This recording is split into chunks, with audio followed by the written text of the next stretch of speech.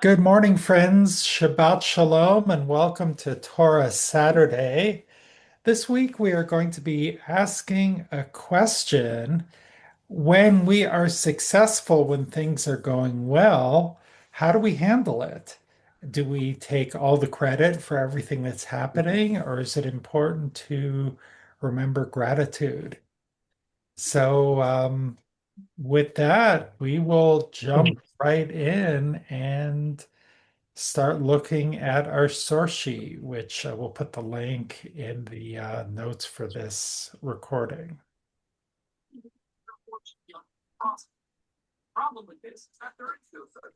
This is not what I'm supposed to be sharing. Let's try again. Okay, let me just adjust something really quickly. Oh, and I'll put the notes I'll put the link to the source sheet in our chat too.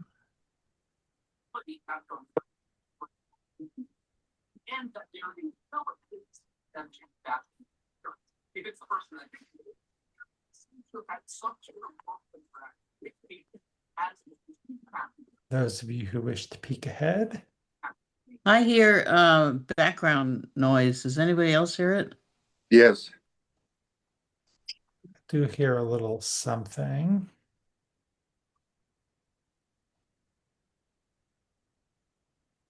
Okay, now it's gone. Think Oh, that was me.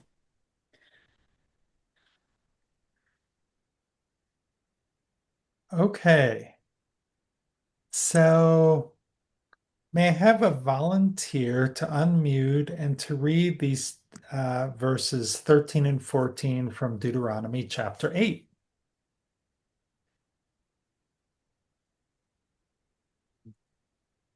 I think we're all unmuted already. I'll go for it. Thank you, Marty. And your herds and flocks have multiplied, and your silver and gold have increased, and everything you own has prospered. Beware lest your heart grow haughty and you forget the eternal, your God, who freed you from the land of Egypt, the house of bondage. Thank you, Marty. Hey, Anita, thanks for joining. Okay, so Deuteronomy, Moses is talking to the people on the banks of the Jordan just before they are going to cross into the land. And he's talking about they've gone in and they possessed the land and they've gotten really wealthy. And so then what is the warning? Be careful. Don't be haughty. Don't be haughty. Yeah, and in particular, what is the danger? Don't forget God. Hmm. You have this wealth because of God, not because of something you did. Yeah. So what do we So just before we start looking at the commentary, let's talk about that a bit. What what is our role in our wealth or our prosperity? What is God's role, if any? What is, what else comes up for you?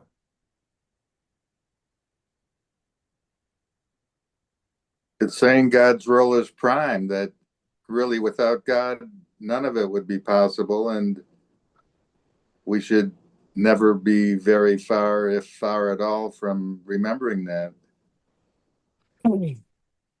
Yeah, so certainly from the narrative, thank you, Marty, it talks about God freed you from bondage, and it goes on about the miracles and about the manna. And certainly for the Israelites, there's a pretty direct role for God. What about for us? Let's just go there. You buy that? Like, is this just, oh, it's kind of nice, it's in the story, but it's kind of not something that I would take into my everyday life. There's no right or wrong answer. I'm just curious what people think. I think a couple of weeks ago we said something about how we're really not in charge. We think we are, but it's really up to God. Hmm.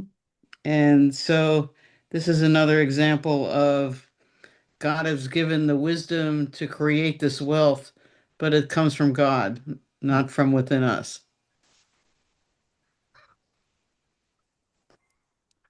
So some of us have, may have had careers. Some of us, we've certainly accomplished things in our lives, whatever they may be. Is that all from our hard work? Is it from God? Is it from somewhere else? What do we think? It's from God. Everything's from God. I think we tend to forget that Mm, because really, uh, I think we automatically assume that life is going to be good for us, and but then when we have that little hiccup, we automatically go, "Oh, please help me." And the thing is that you it's so important to be grateful every day for every moment mm, because we really don't know when our time is up or anybody's time is up. And that's just one thing. Wealth is another thing. You can lose wealth just in a flash, and then now what? Right? So the gratitude and to understand that, really, he giveth and he taketh, right? So, thank you, Shelley. So when I worked, I most of my career I worked in San Francisco, and I worked in the tech industry. So I did pretty well. And I always had the sense that it was a combination of my hard work, Mhm. and God. The Mm, problem that I ran into with that was when I'd get off a BART, walk to my job. For a while there, the streets were really packed. From BART walking down to my office, there was one street that was just packed with homeless people. mm, And it's kind of like if I believe that my good fortune is from God, then I have to think their bad fortunes from God, and that I struggle with that. mm. Yeah, yeah. I had a friend who, Yeah, Anita, looks like you got something to say, so I'll let you. I was just I think that comment is really the basis for a lot of reflection and thought. I appreciate. I see it as that we're endowed with gifts and weaknesses, and we have opportunities that are presented to us in different situations, but it's up to us to exploit the good. It's up to us to use our gifts. It's up to us to try to take advantage of good situations or help others or make things better. And we can choose not to do that. So Mhm, um, the eternal one may be the source of our strengths, our weaknesses, our opportunities, the mhm, bounty or lack thereof around us, but there's that individual will and ability and desire among individuals that determines how those get used. mhm, And um, I feel like, I don't know about others, that I'm called upon if others are weak or if others around me don't make good choices. That's an opportunity for us to try to, you know, help in some way. And when we avoid those opportunities, it's somehow reflected on our own souls mm. sooner or later. Yeah.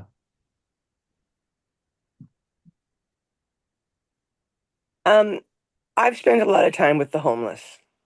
Mm, I have gone down many times in my life with my past partner to get to know them because they just need to have a listen.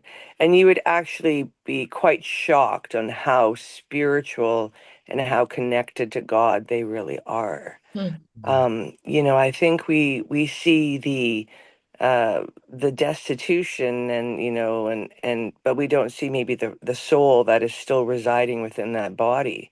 And we all um, have had a choice to perhaps go down that route, but God stepped in and said, no, this is your path. And those people have lots of demons that they fight, and I'd like to say that there are demon fighters, and we're the ones that still can stay in the light. And but it's an interesting balance between poverty and the homeless, and then even poverty in people who live in homes.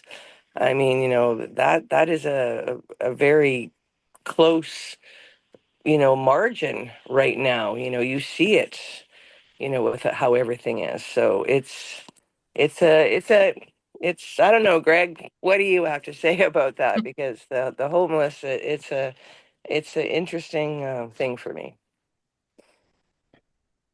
Yeah, I've never spent a lot of time with people who are homeless and unhoused. And I grew up, I didn't have a lot of money, in our family, and I had like paper route and I worked I had a volunteer research job over the summers, and I worked at a grocery store, and I was buying my own shoes.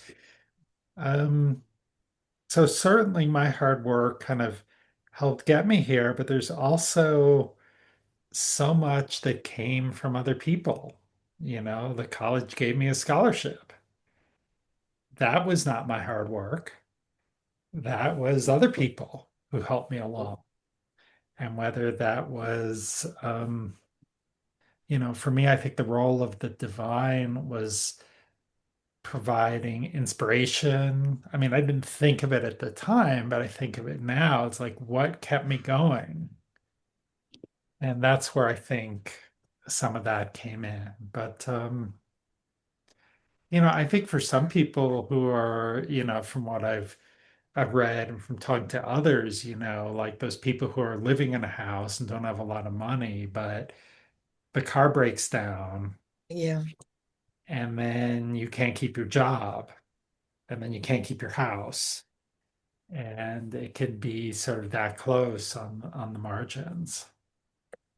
Well, and I would say that that's when you have the realization that you have not been thanking God for everything. Mm, And then you've been in that mindset of I did all this. It wasn't mm. brought from our Father. And I think I think people have forgotten to actually be grateful to God. They might say, I'm grateful for this, I'm grateful for that, but they don't actually realize who they ought to be grateful to, so. Thank you. Well, let's start looking at some of the commentary on this and what some of people across time have had to say. So let's start with Ibn Ezra, Spanish. I think he was like what, 12th century-ish, something like that. So could someone read what Ibn Ezra had to say?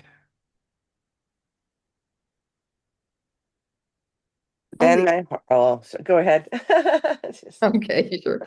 Then thy heart be lifted up, and you will forget that you were a slave and your heart was downcast. You will forget the affliction and the hunger which you experienced in the wilderness, and even so the Lord sustained you. Hmm. Okay, so what aspect of this, and I see elements of our conversation, but this first sentence for me, I think he's kind of bringing up a really interesting point. You will forget that you were a slave and your heart was downcast. So there's this idea your heart gets lifted, your heart gets downcast. What does that have to do with any of this? What is Ibn Ezra highlighting? I'd say that when one is in suffering, um, or in a place of lack, um, we and also because of the situation, you were constantly in conversation with God and thanking God for every little thing. But the minute you start getting all those little things, it's like taking vitamins. All of a sudden, one day you feel great, and you forgot that you've been taking these vitamins every day, and then you stop, and then 3 months later you go, why am I sluggish again? Oh, right, the vitamins. Right? It's the same thing with God. Like, why isn't things well, okay, I forgot to talk to God today. I forgot to thank God. It's almost like we have all these little things on our mirror to little positive affirmations. Well, there should be a big one that says, thank God. Thank God right now. Hmm. Yeah, so it's when things start going well, there's a lot we could generalize from that. Like, yeah, you sort of forget, God's there when you're struggling. But you start doing well, it's like, I don't know. I'm don't need all these other people. Yeah. We're primarily beings that use our senses to engage the world, and it takes extra effort to remember God, embrace God, and we can't touch God, we can't see God, and so on. That's right. That's right. One other thing that this reminds for me is like when things are going really well, I know that I kind of forget that there were times when they weren't going well and that I felt really crappy. And then when I'm feeling really crappy, it feels like this is just going to go on forever.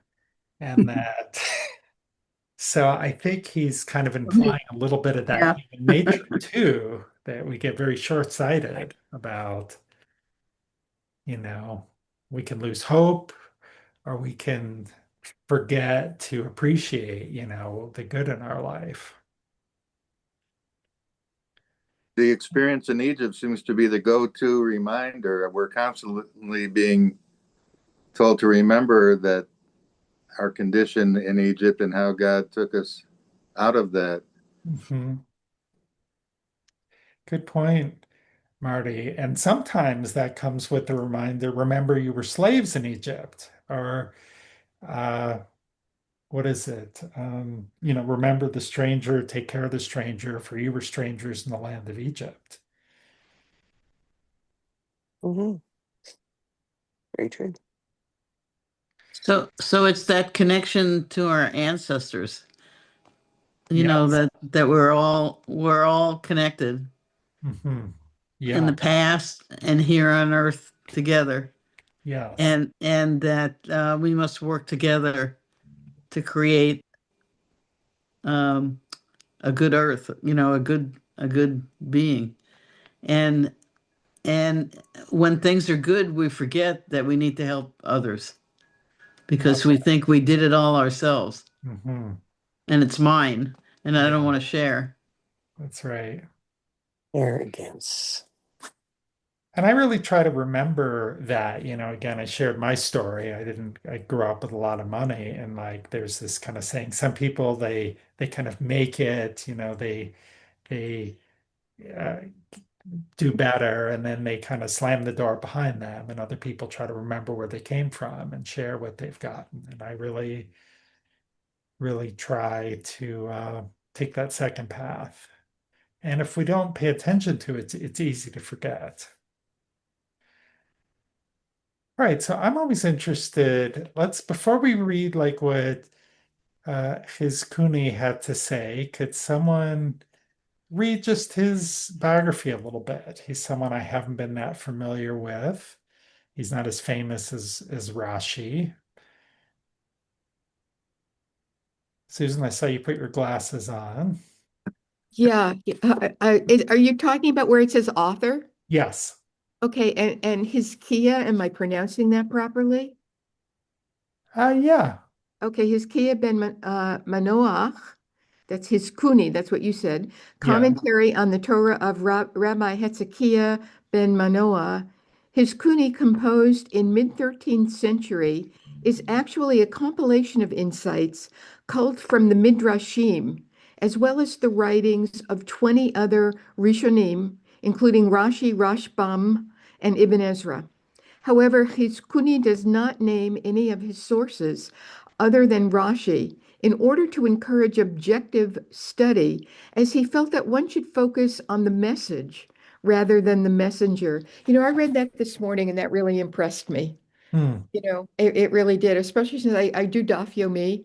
And so I Mhm. read, a little bit of Talmud every day. And I mean, you can go on for lines with them all honoring their teachers, and that's wonderful too.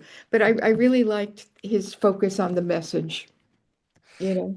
Yeah, yeah. I think sometimes in Judaism we over-venerate the messenger. Well, Oh if my Rashi goodness. said it, that's got to be true. If my Maimonides said it, I got Right. to think four times before I disagree with it. And it's and this was in 1260. I mean, I always say Torah is the world's oldest book club, and what we have to say is just as important as what Hizkuni or Rashi or any of these other people had to say. But here he was championing that in the Middle Ages. So I think that's so interesting. There are some messages that are just eternal and they're classic and they never they stay true forever. Mhm. But so much of what we reflect in the Torah um, is for me dependent on time and place and Mm. and other commentaries. I have to remember what was going on in the world when they thought Yeah. this, when they wrote this. What were the situation like? What were the politics? What was the state of the Mhm. science at that point in time? Yeah. What were the social powers to be? And to neglect the influence of those things on the interpretation of Torah, um, I think could be a mistake, but I think it's an overwhelming challenge for me because often I find myself not as informed as I should be or a lot of other people are in terms of those variables. Yes. I know they're important, but I'm not sure what they are. Yeah, one of my professors who taught several Talmud classes, Rabbi Chaim Avadia, he really championed that point of view, and he made the point, Talmud, this was late Roman Empire, and so a lot of this had to do with, the Romans would come up to a bunch of Jews, or they come up to a bunch of people and say, "Okay, one of you has to die. You pick which one, and we kill all of you." It's Mm. like, okay, uh, horrible. Um, but then he said, but if you're looking at this commentary, you got to look up the rabbi and where he lived and what he thought. And it's like, well, I don't always have time to do that, so it's a balance. Okay, well, Susan, now could you read what his Cooney had to say? Like, what was his comment? Okay. Uh, make sure I'm reading. And all right. And your heart feels superior, as a result of which you will forget the Lord and his largesse. Moses had warned against such a phenomenon already in verse 11. The phenomenon of becoming haughty is tragically all too common. Hmm. Okay. Yeah, so what is he adding to maybe somewhat what we've talked about earlier?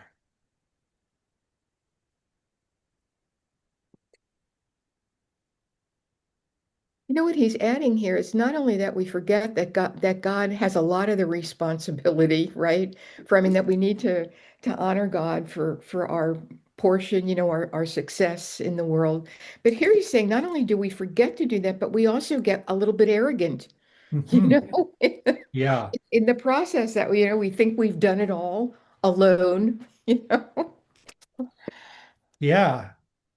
And we feel superior. Yeah, yeah, Because yeah. it's like, well, if I did it all, then it kind of goes back to this other people.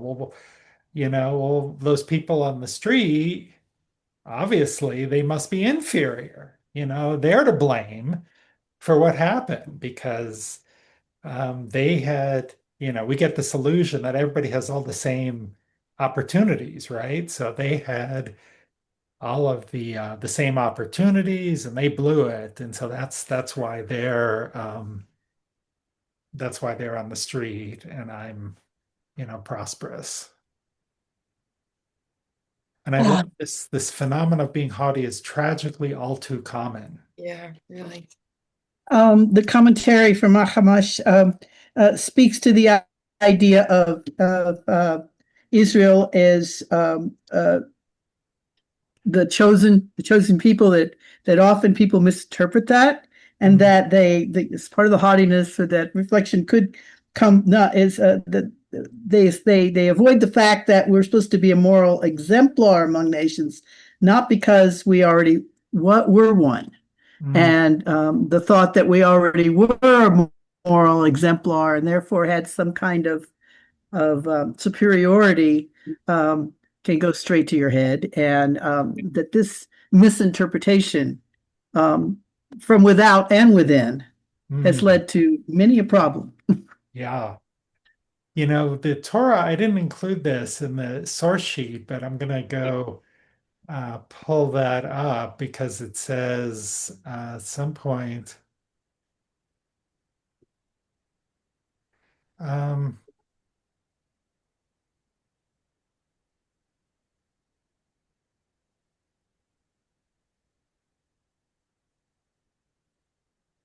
so,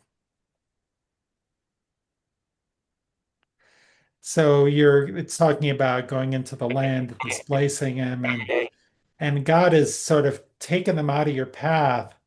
Don't say it's because God has enabled us because of our virtues. It's because of their wickedness.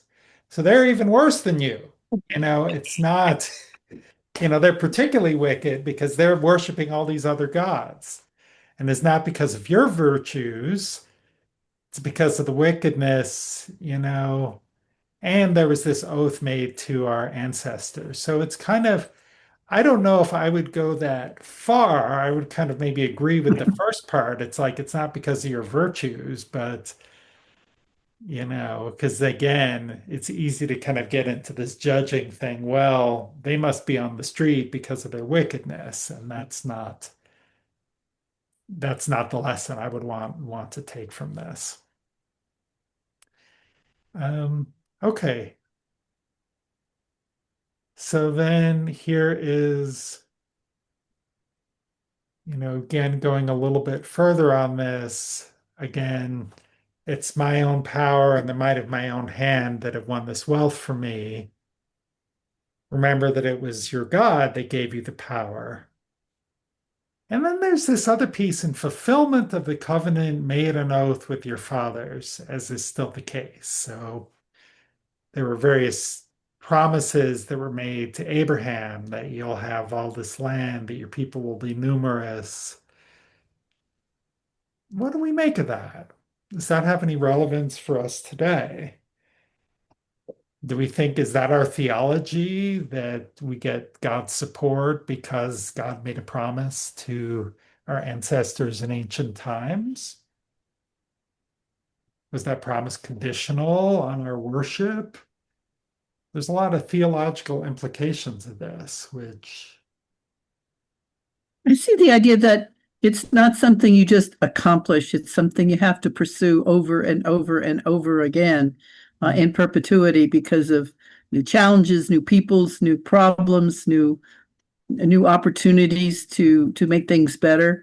And if we don't constantly renew that covenant, then we've lost that favor. mm,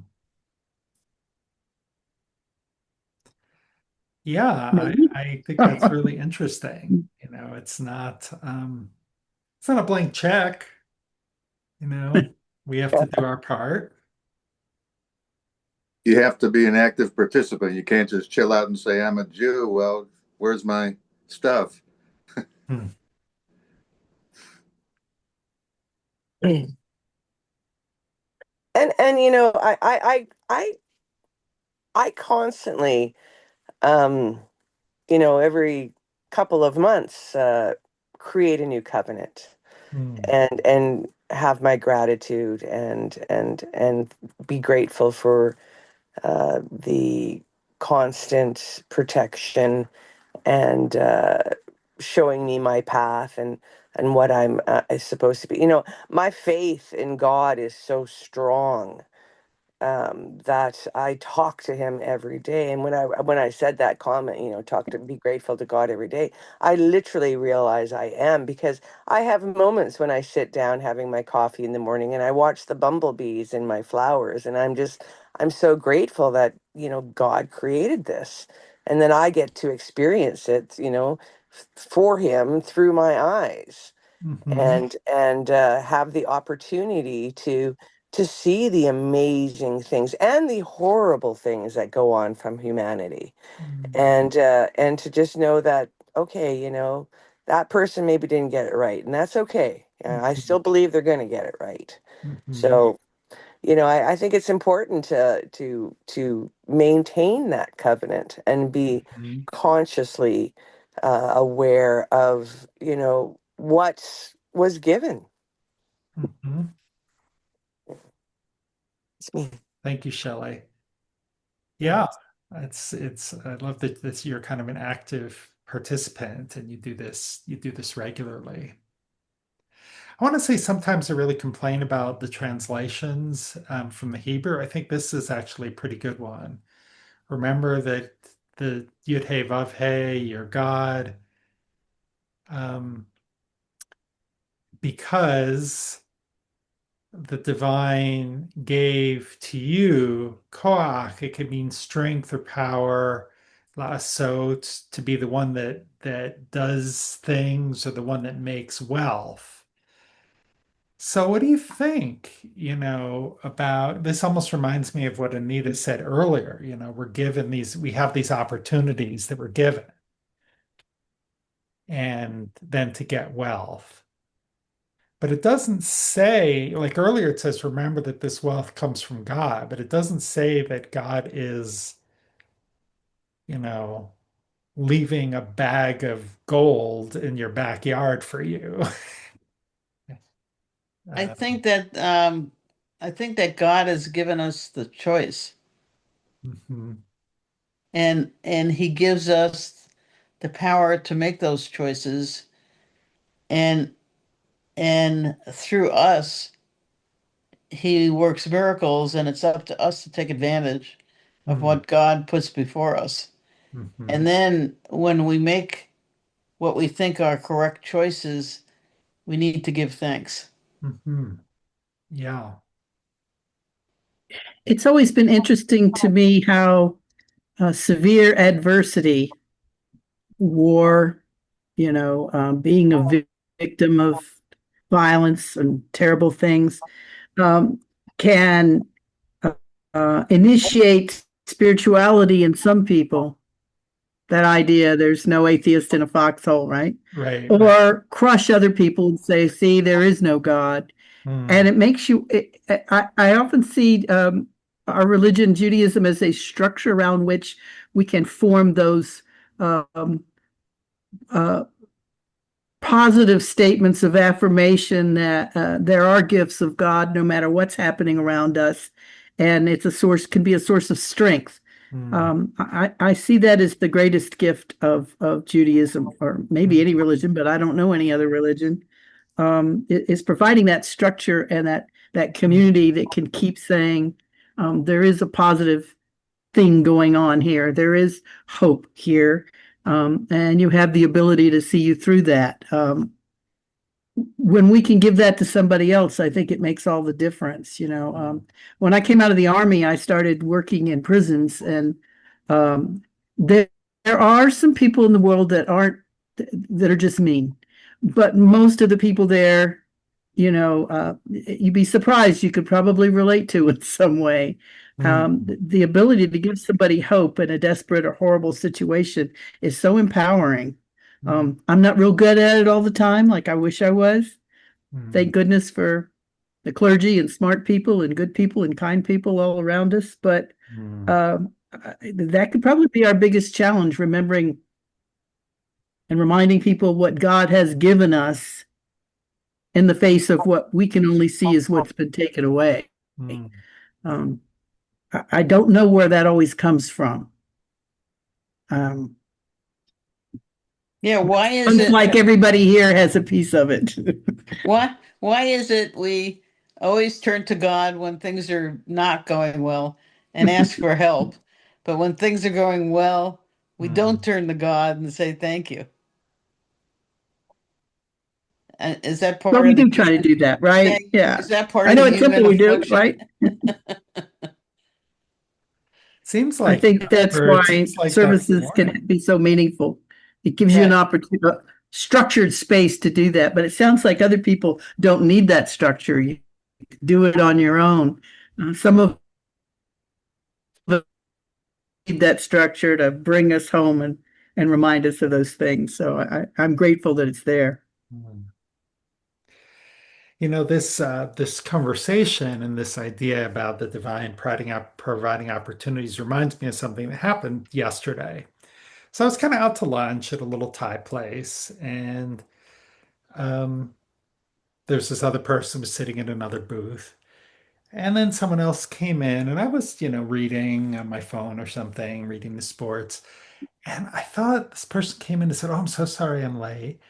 And then I was like, just like, did they just say Shabbat Shalom? And I was like, I don't know, and I was thinking, it's like, well, you know, for those of you who are part of our synagogue, you probably know we have an open house coming up. I was like, well, maybe I should just say, hey, by the way, I'm a rabbi and we have this open house coming up. I'm like, well, maybe I misheard, and that would be really kind of weird and awkward. And so I ended up not saying anything.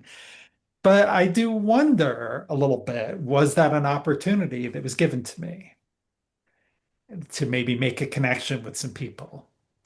And maybe not. So I just for whatever reason it didn't feel right to me. And uh so, you know, we remember the opportunities were given. Remember, was that a missed opportunity? I don't know. So okay, so let's go a little further because there's some very uh let's skip this one because I really like the Jonathan Sacks. It's a little bit longer than some of these others, but I think it's Oh, yeah. worth reading. Would someone like to unmute and well, I guess we're all unmuted. Would someone like to read out loud this Jonathan Sacks commentary? Rabbi Jonathan Sachs points out that when times are good, when we have everything we want, we are tempted to forget God and to think that we did it all ourselves. Good things, says Moses, will happen to you. Everything, however, will depend on how you respond. Either you will eat and be satisfied and bless God, remembering that all things come from Him, or you will eat and be satisfied and forget to whom you owe all this. You will think it comes entirely from your own efforts. My power and the strength of my hands have produced this wealth for me. Although this may seem a small difference, it will, says Moses, make all the difference. This alone will turn your future as a nation in its own land. Moses' argument is brilliant and counterintuitive. You may think, he says, that the hard times are behind you. You have wandered for 40 years without a home. There were times when you had no water, no food, you were exposed to the elements. You were attacked by your enemies. You may think that this was the test of your strength. It was not. The real challenge is not poverty, but affluence, not slavery, but freedom, not homelessness, but home.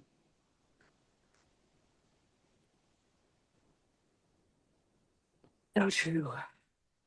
So what do you think? It's true. It's true. It's kind of like what we've been saying, we don't give thanks when we have it all, but when Mhm. we need help, we run to God. Yeah, and he takes it a step further too. He like describes this, but then there's this last sentence which was in italics, not by me, but by whomever. I took this from someone else's source sheet. I forgot whose it was, but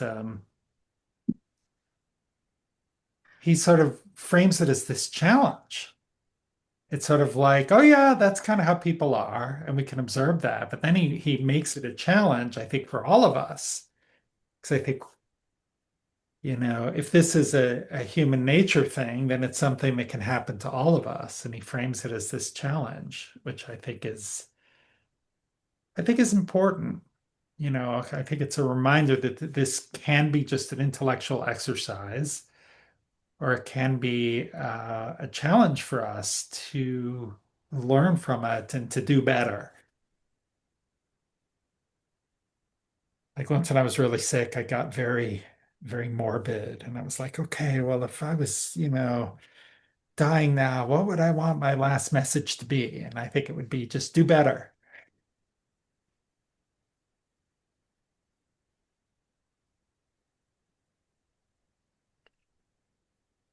Okay, so now let's look at Maimonides from the Mishnah Torah. That was like Maimonides' real genius. There are a lot of geniuses in the world and in the Jewish tradition. For me, Maimonides stands out. And he was always trying to kind of make things easier for people to make Jewish law more accessible, something that I can relate to. And it's funny that like his effort to make things more accessible become sort of codified. And well, he created a code, right? The Mishnah Torah was, okay, well, how can I just kind of summarize all of this?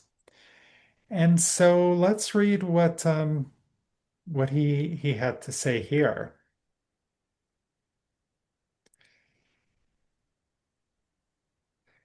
Marty, we haven't heard from you in a little while. Do you want to read this section?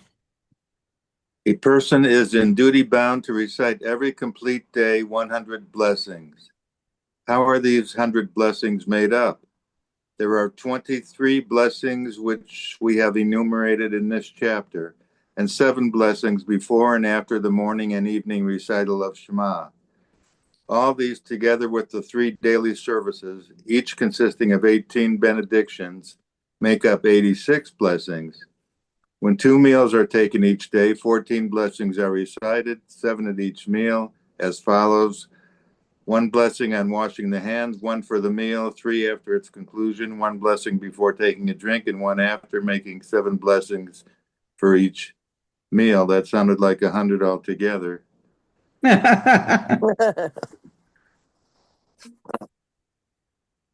Okay, so, for those of us who are not traditionally observant in the Jewish world, this isn't part of our life, these kind of traditional blessings. And for those who are traditionally observant, Orthodox or other ways of doing that, you would be going to services 3 times a day. Does anybody know what the 18 benedictions, what that is? That's the Amidah prayer, which on Shabbat we would only say 7. And in a Reformed service or the services I lead, we just say the first couple. But when I do like traditional morning service, there would be 18. Usually you would start with just reading out loud the first 3 and then doing the rest silently. Um, so this in parts of the Jewish world is still very active. But what's the purpose of these 100 blessings a day? Thank God. Yeah. Well, it's to remind us that God should be in our lives Hmm. with everything that we do. Yeah. Yeah. The blessings before the meal, the kiddush and the motzi, something that is part of um, more commonly done. Blessing for washing the hands. Um, Blessed is God who provides the fruit of the earth, who provides. Uh, so, yeah, it is directly bringing God into all of these occasions. And yeah, the idea. So it's kind of like, well, how do we remember? Well, one way, according to this traditional practice, is you keep blessing God all the time. There's blessings for a thunderstorm. There's blessings for all of these things that we would do, kind of bring God into all these moments. Sure. Okay, now I really like this reading from Danielle Kronjak as well. Um, she's someone who's interesting. She's at Hillel, but is anyone familiar with this thing called the Bechdel test? I can't remember her first name, but she's a feminist and she looks at movies. And the test is, are there two women in the movie discussing anything other than men? And so if a woman's role in the movie is just to kind of talk about men, then people watching that movie, they get this idea that it's just, that's just kind of what women do. And so other movies are the women talking about anything else. And so Danielle Kronjak came up with a similar test, which she said that every source sheet should have at least one female commentator. For most of Jewish history, uh, everything was done by the men, and all the commentators were done by the men. And so we should go out of our way. And I try to do that. I try to do that for my Musar classes. I try to do that for source sheets. I'm not 100% successful, but I do think it's important that there's multiple voices, that everyone has wisdom to share. Of course, women, people from, you know, Jews of color, uh, queer Jews, whatever. But anyway, she's also pretty interesting. She's got, in addition to this idea, she also has some good Torah commentary of her own. So let's read what she has to share.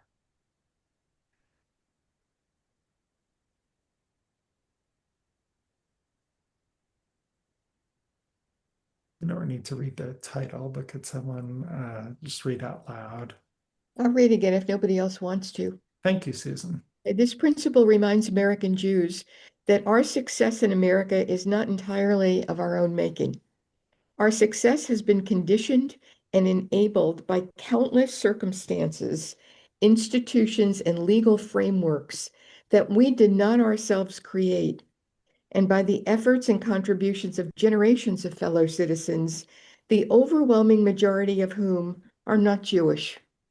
It is a call for humility directed particularly toward those enjoying or on their way toward success and power. But this, Okay, let's pause there. okay, So there's a lot there. We could talk about each of these sentences probably. What's something that stands out for any of you that you either agree or disagree with? And of course, I realize that not everyone who's watching this or participating is Jewish, but we can generalize this kind of beyond that. So what stands out? Something we've talked about, something we haven't talked about, you agree, you disagree.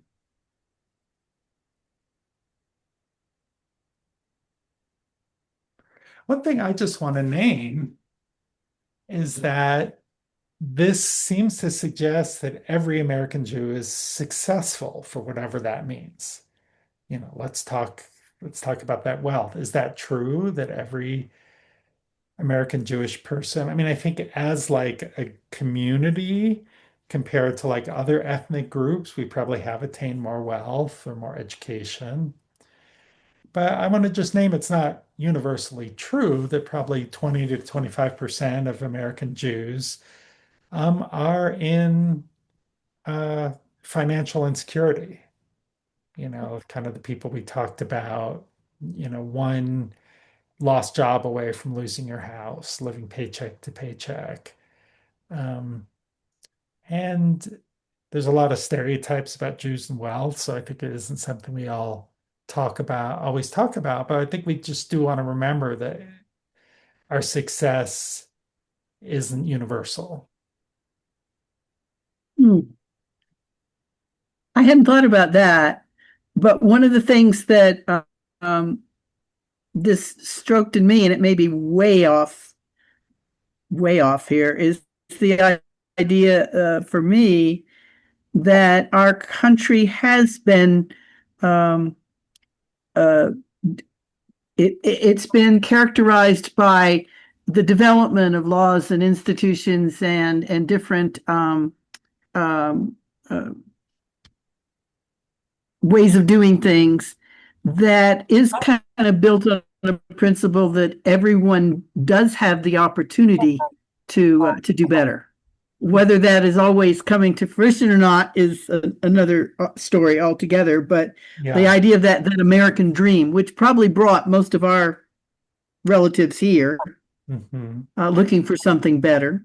They Yeah. thought it was better here than wherever they came from. Hmm. Um, and that on the we didn't have it, the idea that the largest Jewish population in the world is here, and Hmm. a lot of us came here looking for opportunity, and Hmm. we should remember that those opportunities are not something we got all by ourselves. Yeah. Yeah. Thank you, Anita. I feel that very strongly. My family is so rooted in this idea. Yeah. I know that's not a universal thought, but Hmm. um, even with all the negative that we have to produce in our lifetimes, I think I see this as still one of the most positive societies in terms of the idea of opportunity for those willing to reach for it. Our biggest challenge is making sure that we help safeguard those opportunities for people. Just because we might have obtained something doesn't mean that we don't have an obligation to help somebody else get there too. Yeah. I think sometimes we forget that. That's that's to me part of the living up to the commandments and living up to the covenant with God Hmm. to turn around and give that back, to keep reliving that struggle and helping other people get through it. And I know I fail at that when I've had opportunities put in front of me that I have not grasped and taken advantage of to help other people sometimes. And that's bad on me, you Hmm. know. Thank you, Anita. It's another way too of we've been looking at so far that our our success, our gifts are not entirely the result of our own work, that it's it comes from God. Here we're actually broadening this and saying it also that comes from other people, that Hmm. there are other people and there are institutions that have really paved the way for our for our hard work, that this made our hard work possible. Yeah. Yeah. And it is, what you said and what Anita said, it just reminds me that, like, talking to people in other countries, it's like sometimes you just can't, like, if you have the money or the means, you can probably start your own business, Mm. start your own internet business, start, a shop in the corner. I mean, in other countries, you got to bribe people. You got to, if you're in like a socialist country, there are no businesses to be started, and you may agree or disagree with that. But it's not like all of this happened, it's just happenstance. People made choices and passed laws to kind of create these frameworks to just give the freedom to just do stuff. And, you know, we don't have to worry about secret police listening in on what we're saying and reporting us. Um, It's so easy to take so much for granted. yeah. My Yeah. grandparents came over here from Poland, before the Nazis. The Cossacks drove them out, and Mm, they opened up a candy store. They had a penny candy store, and my grandmother raised her children in the back room in the candy store. She mm, used to say every day to us, "I'd go out and kiss the ground in this country every day." mm. Yeah. My great grandfather, when he became a citizen, he carried his citizenship papers with him because in Romania he was not Oh, a citizen. Mm, mm. Um, so let's read the second paragraph now. Susan, you want to continue? But this principle also hints at a grave responsibility beyond embracing humility, taking very seriously the exercise of power that we do have. While we must not fool ourselves that our power is all of our own making, we must still recognize and use wisely the strength and power that is in our hands. We must hold each other accountable to exercise our power according to the highest ethical standards of the Jewish tradition, both to advocate for the needs of Jewish communities and to shape American society so that others can also achieve success. Thank you, Susan. Okay, I'm going to stop the share, and this will be the last source we look at today. But I thought maybe for the last couple minutes, what is the power that we have? Like, if we have power that we can To exercise. speak Mm-hmm. Vote. and to vote and to be Mm-hmm. seen. Mm-hmm. And in Zach's, we talked about on Thursday the idea of the power of listening Mm. and giving other people the power of voice. Yeah, that's kind of what Shelley was talking about. She goes and visits homeless people, just giving them the If I got it right, respect. Marty, you'd know. And then being in community, Mm. not working by ourselves, but being with others. Mm-hmm.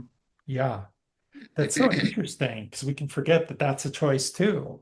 And thanking God every day, every minute. That bit, 100 times. yeah, 100 times. 100 times a day. Yeah. Yeah, kind of coming full circle to kind of where this began.